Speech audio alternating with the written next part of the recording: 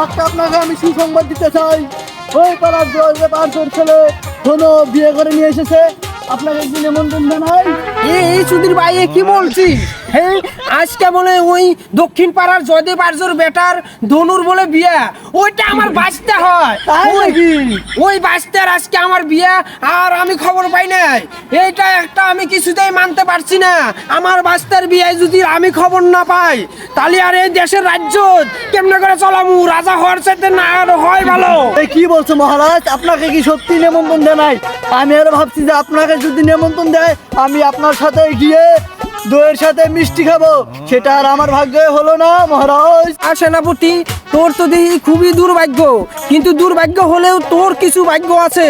আমার তো সেটাও নাই, আমার তো সেটা ভাগ্যও নাই যে তুই তা খবর পেয়েছিস যে ধনুর বিয়া, কিন্তু আমি তো এখনো খবরই পাই নাই যে ধনুর বিয়া।